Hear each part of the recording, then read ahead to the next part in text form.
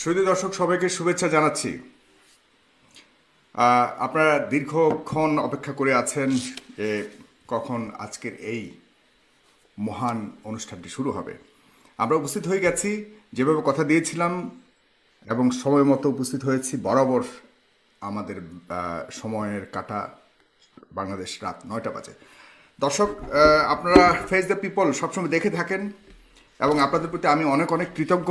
সাম্প্রতিক সময়ে আপনাদেরকে অনেক গুরুত্বপূর্ণ কয়েকটি শো আমি উপহার দিতে পেরেছি। আজকেও তার ব্যতিক্রম নয়। আজকে আরেকটি নতুন ইতিহাস তৈরি করতে যাচ্ছে ফেস দ্য পিপল। আপনারা এই ইতিহাসের অংশ হয়ে আশা করি আহ, আমাদের ফেস দ্য পিপলের সাথে, এই পরিবারের সাথে একসাথে সামনের অগ্রযাত্রাকে আপনারা আমাকে সহায়তা করতে সচেষ্ট থাকবেন। সেই পরিপ্রেক্ষিতে আপনাদের কাছে আমি অনুরোধ করবো, আপনারা অবশ্যই এই অনুষ্ঠানটিকে আপনাদের টাইমলাইনে শেয়ার করে আপনাদের প্রথম দায়িত্ব পালন করবেন। আপনারা এই মুহূর্তে যারা দেখছেন তারা অবশ্যই আমাদের ফেসবুক পেজ এবং ইউটিউব চ্যানেলটিকে সাবস্ক্রাইব করতে ভুলবেন না। দর্শক, আপনারা যদি শেয়ার করেন তাহলে আরও অন্যান্য মানুষজন দেখতে পাবে এবং লাইভটি সরাসরি দেখতে সবাই অন্যরকম একটি আনন্দ অনুভব করবে আশা করি। আমার সাথে রয়েছেন, আমি আপনারা জানেন যে কারা কারা থাকবেন, আমি পরিচয় করে দিচ্ছি। আমার সাথে রয়েছেন, অলরেডি যুক্ত হয়েছেন সম্মানিত উপজেলা চেয়ারম্যান, কুমিল্লার দাউদকান্দি উপজেলা চেয়ারম্যান জনাব মেজর অবসর মোহাম্মদ আলী। জি, তার ডাকনাম আসসালামু আলাইকুম রাহমাতুল্লাহি ওয়া বারাকাতুহু। ভুবন ভাই, আপনি নিশ্চয় ভালো আছেন? জি, আলহামদুলিল্লাহ আলহামদুলিল্লাহ। ধন্যবাদ আপনাকে আমার সাথে যুক্ত হওয়ার জন্য। এরপরেই রয়েছেন আমার সাথে বিশিষ্ট ইসলামিক চিন্তাবিদ জনাব মারজান আহমদ চৌধুরী। জনাব মারজান আহমদ চৌধুরী, আপনি শুনতে পাচ্ছেন নিশ্চয় আমাকে? জি, অবশ্যই। আপনাকে অশেষ ধন্যবাদ আমার সাথে যুক্ত হওয়ার জন্য। দর্শক, সপ্তাহখানেক যাবৎ দাউদকান্দিতে ইসলামের দাওয়াত প্রচার করার যে মাধ্যম, আমরা যেটাকে ওয়াজ হিসেবে জানি, সেটাকে নিষিদ্ধ করা হয়েছে।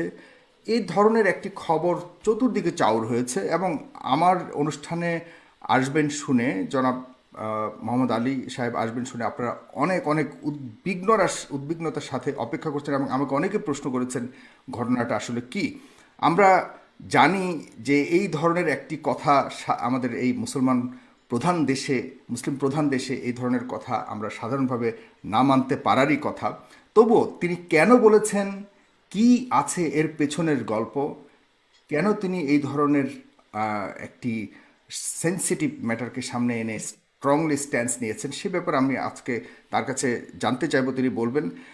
তো অনেকগুলি ইস্যু নিয়ে আজকে কথা হবে, তবে যেটা আমি তুলে এনেছি সেটা হলো বিষয়বস্তু, যেটাকে আমি নির্ধারণ করছি সেটা হলো ওয়াজ শোনা দেখা সম্পূর্ণ হারাম, যেটা তিনি তার বিভিন্ন হ্যান্ডবিলে প্রচার করেছেন। ফলশ্রুতিতে সবাই আজকের এই অনুষ্ঠানটির জন্য দাবি করেছেন। সেই প্রেক্ষিতে আমি জনাব মোহাম্মদ আলী সুমনের সাথে যোগাযোগ করে তিনি আজকের এই অনুষ্ঠানে আসতে সম্মত হয়েছেন এবং তাকে আমি আজকের অনুষ্ঠানে পেয়েছি, তাকে অনেক ধন্যবাদ জানাচ্ছি। আমি শুরুতেই চলে যাচ্ছি জনাব মোহাম্মদ আলী সুমন আপনার কাছে। সম্মানিত উপজেলা চেয়ারম্যান, আপনি দয়া করে বলবেন যে এই হঠাৎ করে আপনার এই এমন দাবি, যেটা সত্যিকার অর্থে সবাইকে চমক দিয়েছে এবং সবাই খুব উদ্বিগ্ন এবং খুব ক্ষুব্ধ বলা যায়, যে আপনি আসলে কি বোঝাতে চেয়েছেন। এ আপনার শুধুমাত্র এই উপজেলাতে, দাউদকান্দি উপজেলাতে আপনি এরকম একটি সেন্সিটিভ ইস্যুটাকে তুলে এবং ব্যক্তিগতভাবে আপনি নিষিদ্ধ করাটা কতটুকু আপনার কাছেও এখতিয়ার আছে সাংবিধানিকভাবে এবং এভাবে, আপনি সম্পূর্ণভাবে একটু আমাদেরকে বুঝিয়ে বলবেন, এরপরে আমরা জানতে চাইব এর পক্ষে বিপক্ষে জনাব মার্জান। জি জনাব। জি, ধন্যবাদ। প্রথমেই ফেস দ্য পিপলের আজকে যারা শ্রোতাবৃন্দ আছেন এবং সাগর ভাই এবং আমি মনে করব আমার ওস্তাদ বলবো জ্ঞানের দিক দিয়ে মারজান আহমেদ ভাই, ওনার জ্ঞানের তুলনায় আমার জ্ঞান খুবই সীমিত, কারণ উনি এই লাইনে অনেক দূর পড়াশোনা করেছেন। এবং সকলকে আমি প্রথমেই জানাচ্ছি আসসালামু আলাইকুম রাহমাতুল্লাহি ওয়া বারাকাতুহু। আমি প্রথমেই বিনয়ের সাথে সাইফুল সাগর ভাইয়ের সাথে আপনি কিছু মনে করবেন না, সেটা হচ্ছে আপনি যে হেডিংটা দিয়েছেন ওয়াজ শোনা এবং দেখা গুনাহ তাই নিষিদ্ধ করা হলো, আমি কিন্তু জিনিসটা এভাবে বলিনি। আপনি ফেসবুকে গেলে দেখবেন আমার কাছে কিন্তু ফেসবুকের আমি সবগুলা প্রিন্ট করে নিয়ে এসেছি। এখানে আমি বলেছি যেটা, যারা ওয়াজের নামে যারা ধর্ম ব্যবসা করছে, আমি আবার বলছি, ওয়াজের নামে যারা ধর্ম ব্যবসা করছে তাদেরকে আমি নিষেধ করেছি এবং বন্ধ ঘোষণা করেছি। সেই সাথে এটাও বলেছি, সেই সাথে এটাও আছে যে কারণ এখানে আমি রাজনীতি করি, আমি উপজেলা চেয়ারম্যান উপজেলা পরিষদের, সেই সাথে আমাদের কিন্তু প্রশাসন রয়েছে যারা এই ধর্ম ব্যবসার সাথে জড়িত না। আমি আবার বলছি, যারা ধর্ম ব্যবসার সাথে জড়িত না তারা অবশ্যই ওয়াজ করতে পারবে এবং তারা করছে অনুমতি সাপেক্ষে। আমি এইটা প্রথমেই দিয়ে শুরু করছি, কারণ এখানে মিসআন্ডারস্ট্যান্ডিং হওয়ার সুযোগ কোনো নাই। আর আমি এটাও অনুপ্রাণিত করেছি যে আমাদের দাউদকান্দিতে অনেক ওলামা মাশায়েখ আছেন যারা অনেক জ্ঞান গর্ব, তাদের জ্ঞানের পরিধি অনেক বড়। আমি ওনাদেরকে অনুরোধ করেছি যে বাইরের থেকে হুজুর না ডেকে, ওনাদেরকে বিনিময় না দিয়ে আমাদের মধ্যেই আমরা যেন ওয়াজ করতে পারি এবং ওয়াজের মাধ্যমে আমরা জ্ঞান অর্জন করতে পারি। আমি বেসিক্যালি ওয়াজ নিয়ে পড়াশোনা করতে গিয়ে, আমি যেহেতু আপনারা জানেন, এই সত্যি কথা বলতে কি করোনা ভাইরাস। জনাব মোহাম্মদ আলী, আপনার কাছে আমার ঠিক একটু জানার আগ্রহ আছে এই পর্যায়ে, যে আপনি যেটা বলেছেন যে ওয়াজের নামে যারা অন্যরকম ভাবে স্পিচ দিচ্ছে বা ভুল, হ্যাঁ বলছি এটাকে ডিফাইন করার মতো, মানে আপনি কিভাবে ডিফাইন করবেন যে কে ভুল তথ্য দিচ্ছে কে দিচ্ছে না, এটা আপনি ব্যক্তিগতভাবে? আমি বলছি সবগুলো বলছি, আমি বলবো সবগুলাই। এই জন্য আমি প্রথমেই আমার এই ব্যাখ্যাটা দিয়ে দিলাম যে সেটা হচ্ছে ওয়াজ নিষিদ্ধ করা হয়েছে যারা ধর্ম ব্যবসা করছে তাদের জন্য, যারা প্রকৃত ওয়াজ করছে তাদের জন্য না। কোনটাকে মিন করছেন আপনি? ধর্ম ব্যবসাটা আমি আসতেছি, সেটা হচ্ছে যেটাতে ধর্ম ব্যবসা বেসিক্যালি যারা বিনিময়ের মাধ্যমে ওয়াজ করছেন। সূরা ইয়াসিনের 21 নম্বর আয়াত, এখানে আমার কিন্তু মারজান ভাই কিন্তু সব মুখস্থ আছেন। আমি যদি ভুল করি মারজান ভাই আমাকে সহযোগিতা করবেন। আমাকে কিন্তু দেখে বলতে হয়, সত্যি কথা বলতে আমার ওই জ্ঞান আল্লাহ তাআলা আমাকে দেন নাই। আমি অনেক দেরিতে হলেও আমি কোরআন শরীফের যে প্রথম আয়াত, ইকরা বিসমি রাব্বি খালাক, যে মহান আল্লাহ তাআলার নামে পড়ো, এটা আমি এই করোনা ভাইরাস থেকে শুরু করেছি।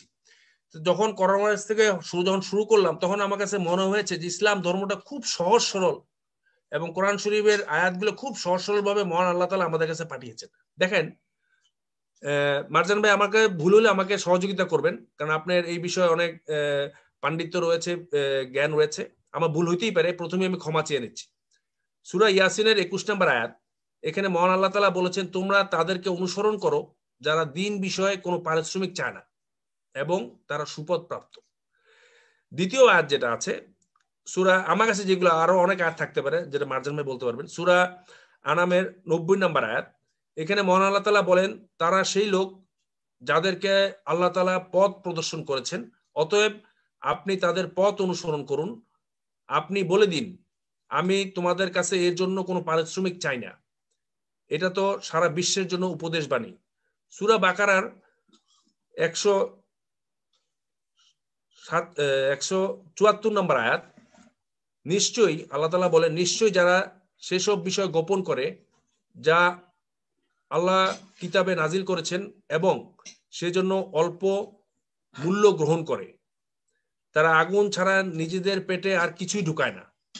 আর আল্লাহ তাআলা কিয়ামতের দিন তাদের সাথে কথা বলবেন না, না তাদের পবিত্র করা হবে, বস্তুত তাদের জন্য রয়েছে বেদনাদায়ক আযাব। এটা হচ্ছে কোরআনের আয়াত। এবার আসি হাদিসের ব্যাপারে।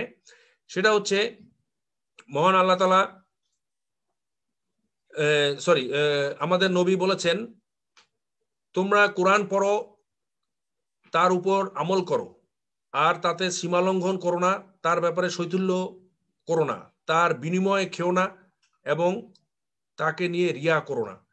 মাসনাদে আহমেদ 15558, সুনানে বায়াক্কি 2624 রেফারেন্স হাদিস। আরেকটা হচ্ছে বুখারী শরীফের 271 নম্বর হাদিস। আমি আবার বলছি মারজান ভাই, আমার যদি ভুল থাকে রেফারেন্সে, দয়া করে আমাকে দেখি ভুলটা ধরিয়ে দিবেন প্লিজ, আমার ভুল হতেই পারে, এজন্য আমি ক্ষমা চেয়ে নিচ্ছি দর্শকবৃন্দের কাছে। রাসূলুল্লাহ সাল্লাল্লাহু আলাইহি সাল্লাম সাহাবীরা নিজেদের কাজকর্ম নিজেরা করতেন, ফলে তাদের শরীর ঘর্মাক্ত হয়ে যেত। এজন্য তাদের বলা হয়, যদি তোমরা গোসল করে নাও তবে ভালো হয়। বুখারী শরীফের 2071 নাম্বার। বুখারী শরীফের 2072 নাম্বার।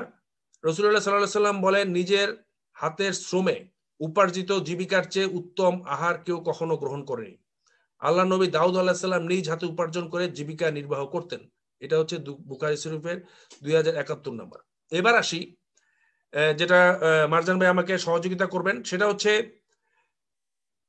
এই পর্যন্ত যত নবী রসুল পয়গাম্বার এই পৃথিবীতে এসছেন, যত খলিফা রাশিদিন 4 জন, তারপরে সাহাবী যারা ছিলেন, তাবেঈন যারা ছিলেন, কেউ কোনো সময় ইসলাম প্রচারের জন্য তারা কোনো বিনিময় গ্রহণ করেন নাই, যেটা বর্তমানে আমাদের প্রচলিত জনাব মেজর মোহাম্মদ আলী, আপনার কাছে এখানে দুইটা ব্যাপার উঠে এসছে, আপনি দুইটা অভিযোগ বা আপনার আপত্তি দুটো উঠে এসছে। একটা হলো যে আমরা যেটা জানতে চাইছি, আপনি সরাসরি যে ওয়াজকে নিষিদ্ধ করার কথা বলেছেন, আরেকটা হলো ওয়াজের মধ্যে পারিশ্রমিক বা যে লেনদেনটা হচ্ছে সেটার ব্যাপারে আপনার। আচ্ছা, আমি বলছি এটা হচ্ছে একটা, এই আপনার কাছে কারণেই আমি আসছি এই দুটো জিনিস নিয়ে। আমি একটু বলি, আমি একটু অ্যাড করে নিচ্ছি। কোরআন শরীফে মারজান ভাই আমাকে অনুরোধ করে বলবেন কোরআন শরীফে কোথায়, কোরআন শরীফে কোন আয়াতে এবং হাদিসে কোথায় ওয়াজের ব্যাপারে আছে এবং ওয়াজের সৃষ্টি কেমনে, যেখানে প্রতি শুক্রবার খুতবার মাধ্যমে আমাদেরকে হেদায়েতের জন্য কোরআন শরীফে বলা হয়েছে, সেখানে ওয়াজের প্রয়োজনীয়তা কি, যেখানে রাজনীতি থেকে শুরু করে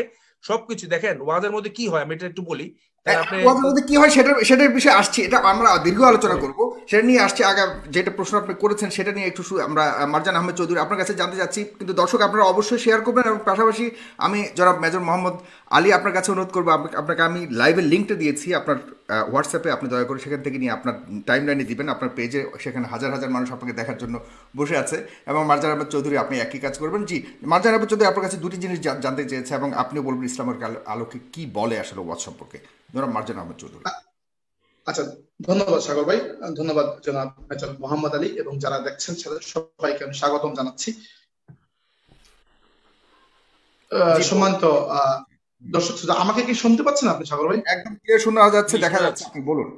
আচ্ছা, প্রথমে আমি একটু বলতে চাই যে ওয়াজ বিষয়টি কি, কারণ ওয়াজ শব্দ নিয়েই প্রথমে ঝামেলা শুরু হয়েছে। ওয়াজ এজ এ কনসেপ্ট, আরবদের সবচেয়ে প্রসিদ্ধ যে ডিকশনারি রয়েছে লিসানুল আরব, সেখানে ওয়াজের পরিচয় দেওয়া হয়েছে তাযকিরুকা লিল ইনসানি বিমা ইউলাইয়িনু কলবাহু মিন সাওয়াবিন ওয়া আদাব, প্রতিধান ও শাস্তির কথা স্মরণ করিয়ে দিয়ে মানুষের অন্তরকে নরম করার মাধ্যমে মানুষকে উপদেশ দেয়া, এর নাম হচ্ছে ওয়াজ। প্রতিদান এবং শাস্তির কথা স্মরণ করিয়ে মানুষের অন্তরকে নরম করা এবং এর মাধ্যমে মানুষকে উপদেশ দেয়া। জনাব মোহাম্মদ আলী বলেছেন যেটি, প্রথম আমি একটি একটি করে আসি যে ওয়াজ বিষয়টি কোরআন সুন্নাহয় কোন জায়গায় রয়েছে। দেখেন, ওয়াজ শব্দটি ওয়াও আইন জা তিনটি মূল শব্দ থেকে বের হয়েছে। এরকম আরেকটি শব্দ আছে যেটার নাম হচ্ছে মাউইজা, একই অর্থ দুটিতেই লিসানুল আরবে দেয়া হয়েছে। এই দুটি শব্দ কোরআন এবং সুন্নাহয় 57 নম্বর আয়াত বলি, আল্লাহ বলেছেন খুদ কোরআনের ব্যাপারে, ইয়া আইয়ুহান নাসু ক্বাদ জাআতকুম মাউইযাতুম মির রাব্বিকুম, হে মানব জাতি, তোমাদের কাছে তোমাদের রবের পক্ষ থেকে ওয়াজ এসেছে। মাউইযা, কোরআনকে আল্লাহ রাব্বুল আলামিন ওয়াজ বলেছেন। সূরা নিসা 58 নম্বর আয়াতে আল্লাহ বলেছেন ইন্নাল্লাহা নি'মা ইয়াইযুকুম বিহ, দেখো আল্লাহ তোমাদেরকে কত সুন্দর ওয়াজ করছেন, উপদেশ দিচ্ছেন। সূরা লুকমানের 13 নম্বর আয়াতে আল্লাহ বলেছেন ওয়া ইয ক্বালা লুকমানু লিবনিহি ওয়া হুয়া ইয়াইযুহু, যখন লুকমান তার পুত্রকে ওয়াজ করতে গিয়ে বললেন। এরপরে লুকমান যে ওয়াজটি করেছেন পুরো এক রুকু আল্লাহ সেটাকে এন্ডোর্স করেছেন এবং আমাদের জন্য শিক্ষা হিসেবে দিয়েছেন। এরপরে সূরা নাহলের 125 নম্বর আয়াতে আল্লাহ বলেছেন উদউ ইলা সাবিলি রাব্বিকা বিল হিকমাতি ওয়াল মাউইযাতিল হাসানা, তোমরা আল্লাহর পথে মানুষকে ডাকো হিকমত অর্থাৎ প্রজ্ঞা বা উইজডম এবং ওয়াজ, উত্তম ভাবে ওয়াজ করার মাধ্যমে। এরপরে আমরা যদি আসি হাদিসে, সহিহ বুখারী অধ্যায় কিতাবুল ইলম বা জ্ঞান অধ্যায় আন্তর্জাতিক নাম্বারিং অনুযায়ী 58 নম্বর হাদিস, এই জায়গায় আব্দুল্লাহ ইবনে আব্বাস রাদিয়াল্লাহু আনহু সূত্রে বর্ণিত রাসূল সাল্লাল্লাহু আলাইহি ওয়াসাল্লাম একবার মসজিদ থেকে খুতবা দিয়ে বের হলেন। দেখেন, মোহাম্মদ আলী বলেছেন যে জুমার দিন এত খুতবা হয়, এরপরে ওয়াজের প্রয়োজন কি? এখানে হাদিসের ওয়ার্ডিং আপনি খেয়াল করেন, আন্না রাসূলুল্লাহ সাল্লাল্লাহু আলাইহি ওয়াসাল্লাম খারাজা ওয়া মাআহু বিলাল, রাসূল সাল্লাল্লাহু আলাইহি ওয়াসাল্লাম মসজিদ থেকে খুতবা দেওয়ার পরে বের হলেন এবং তার সাথে বিলাল রাদিয়াল্লাহু আনহু ছিলেন। ফাযান্না আন্নাহু লাম ইউসমি'আন নিসা, আল্লাহর নবী চিন্তা করলেন তিনি যে খুতবা দিয়ে এসেছেন সম্ভবত মহিলারা দূরে থাকার কারণে এই খুতবাটি শুনতে পায়নি। ফাওয়াযাহুন্না, তিনি তাদেরকে আবার ওয়াজ করলেন মহিলাদেরকে, ওয়া আমারাহুন্না বিসসাদাকা, এবং তাদেরকে সদকা দেওয়ার কথা বললেন। তাইলে আমরা এখানে দেখতে পারি কোরআন শরীফে ওয়াজ এবং মাউইযা একই অর্থে ব্যবহৃত দুটি শব্দ, যেগুলো একই রুট ফর্ম থেকে এসেছে। আল্লাহ সেগুলোকে ব্যবহার করেছেন, খুদ কোরআনকে আল্লাহ ওয়াজ বলেছেন। 2 নম্বরে আমরা দেখতে পাই যেটি হাদিসের মধ্যে ওয়াজ শব্দটি রয়েছে, হাদিসের ওয়ার্ডিং হচ্ছে ওয়াজহুন, আল্লাহর নবী তার মহিলা সাহাবীদেরকে ওয়াজ করেছেন। তাইলে জুমার খুতবা দেওয়ার পরও ওয়াজের আরো সুযোগ থাকে। তৃতীয়ত যেটি সবচেয়ে বড় ইস্যু, যে ওয়াজের বিনিময়ে পারিশ্রমিক বা আরবিতে যেটিকে বলা হয় উজরা গ্রহণ করা যায় কিনা।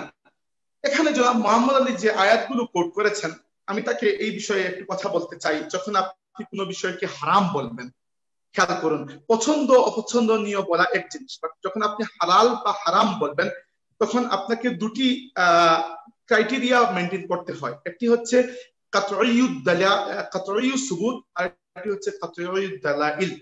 একটি হচ্ছে যে সূত্র থেকে আপনি দলিলটি গ্রহণ করছেন সেই সূত্রটি প্রথমে নিজে স্থাপিত হতে হবে।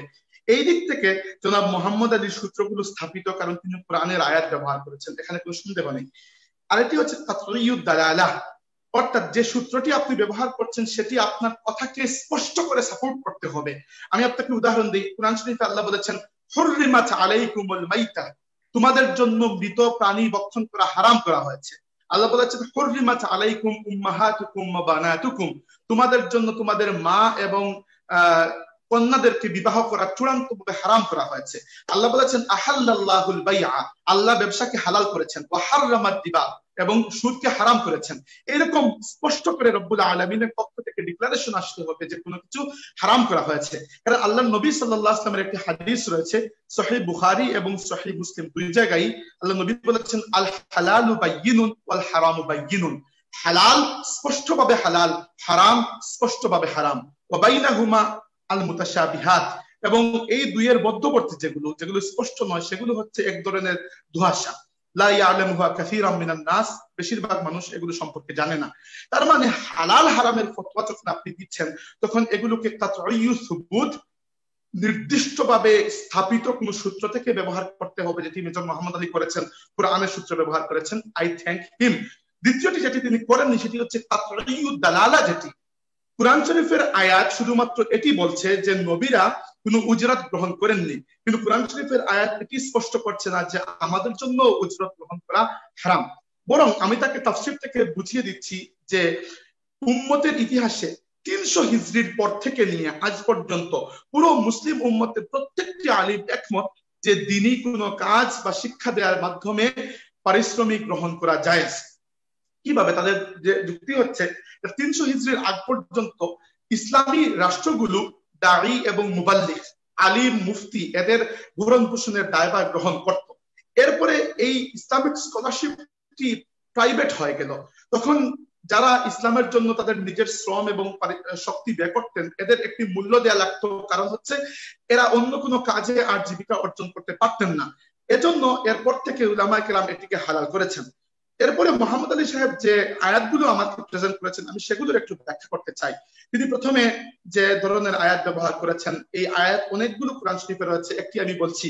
আল্লাহ বলেছেন সূরা বাকারা 41 নম্বর আয়াতে, ওয়ালা তাশতারু বিআয়াতি থামানান কালিলা, তোমরা আল্লাহর আয়াতগুলোকে স্বল্প মূল্যে বিক্রি করো না।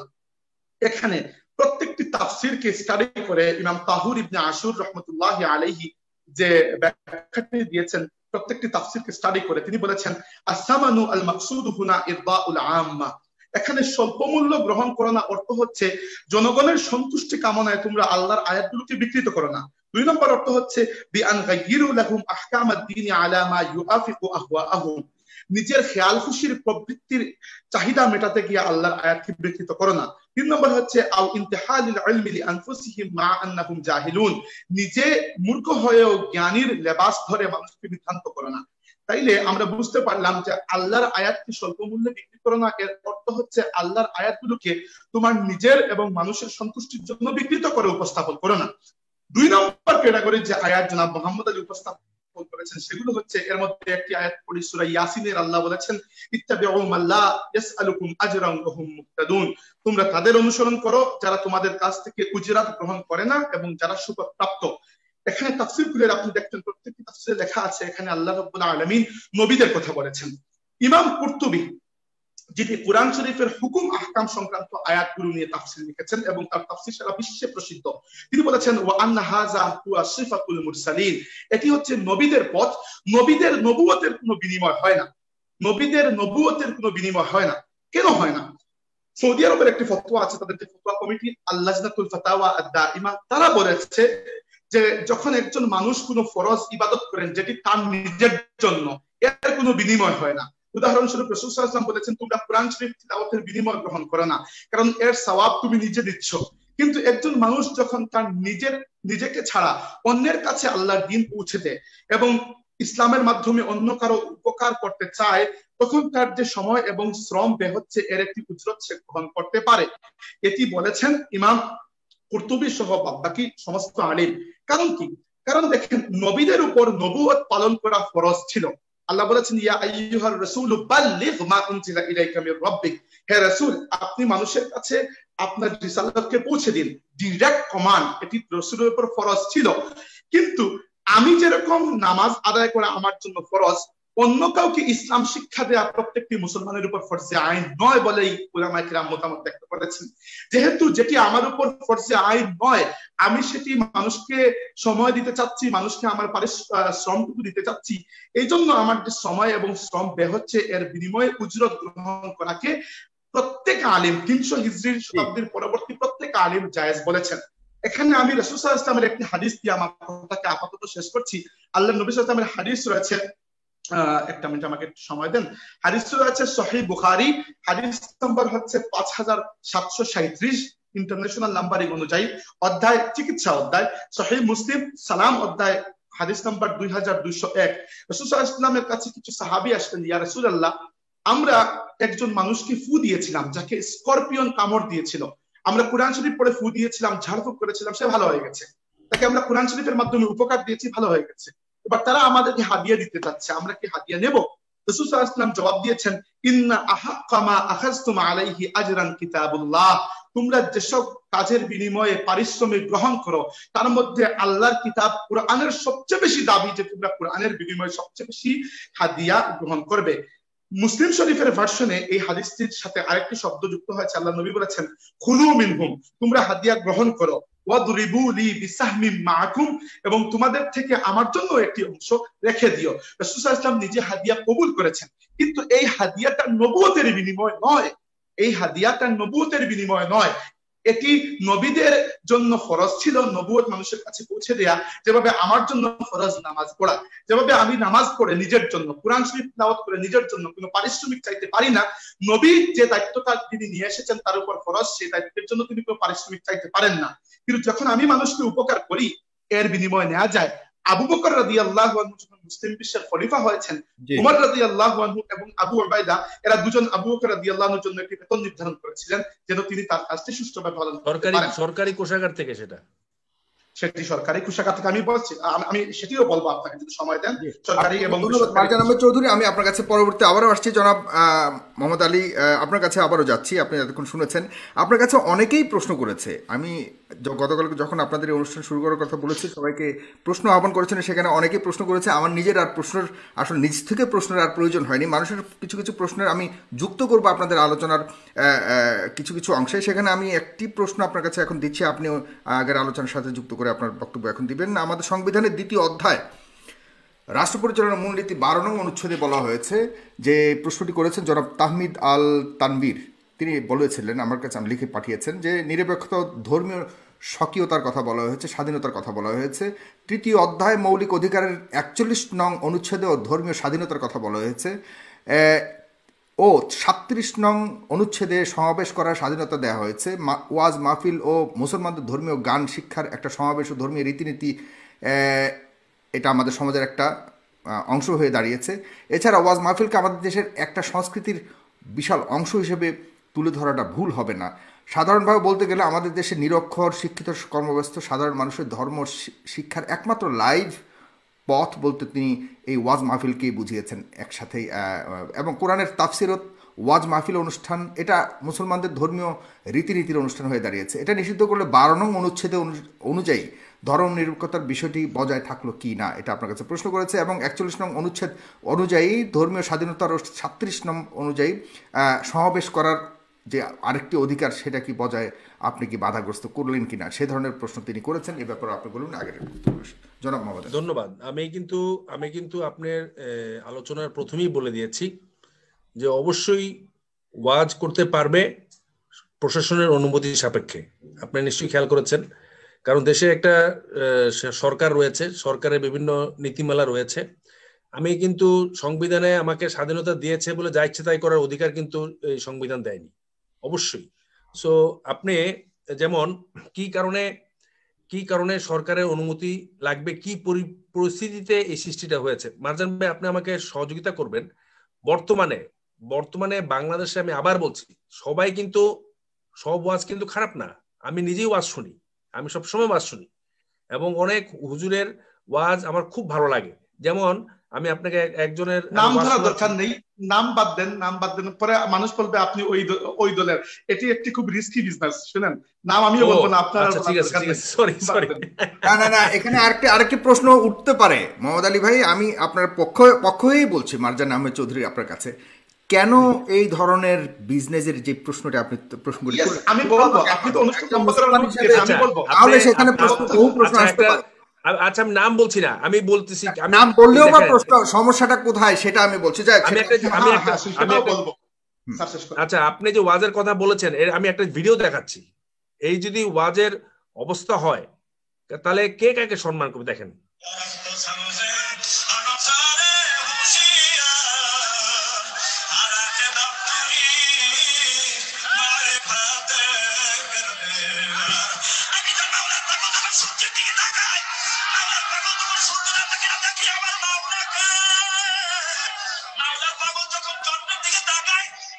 আচ্ছা আচ্ছা আচ্ছা, আরেকটা দেখাচ্ছি, দেখেন।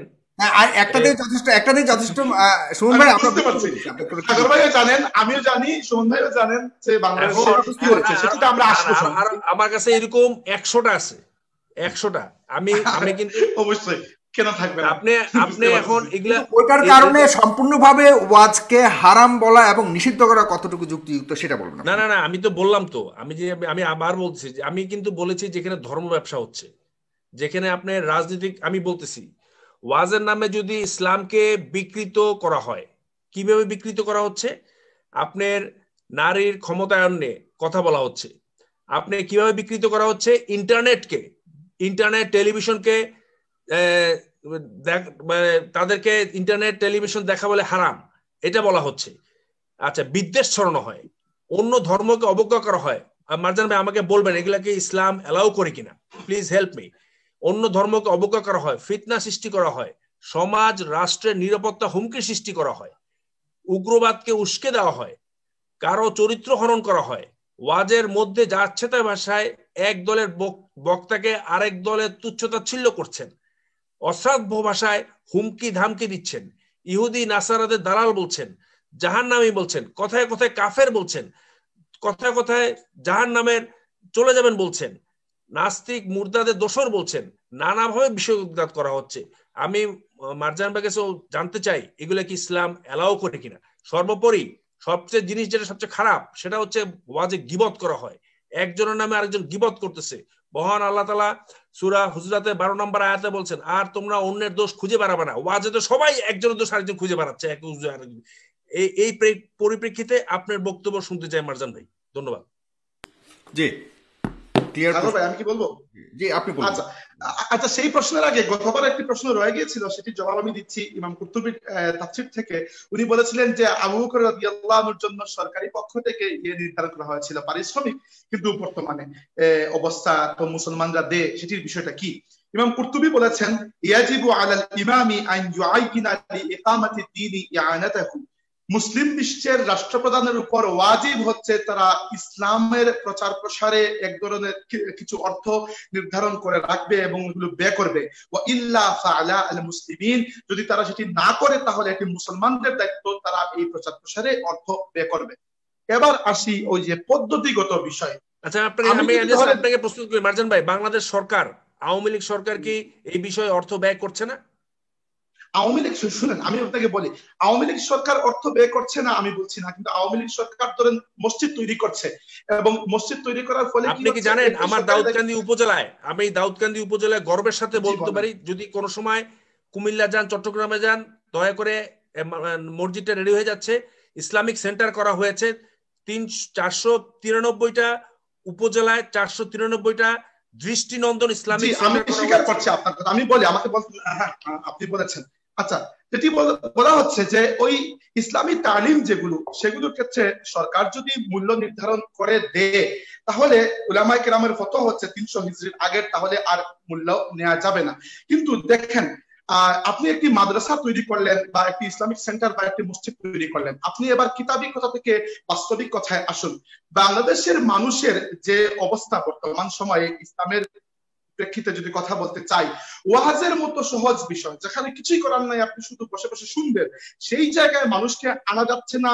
নিয়ে আসার জন্য কিছু কিছু আলিম ইসলামের আদর্শের বহির্ভূত কর্মকাণ্ড করে ওয়াজকে এক ধরনের গানের অনুষ্ঠান বানিয়ে মানুষকে ডাকার চেষ্টা করছেন, উদ্দেশ্য মানুষকে ডাকাই।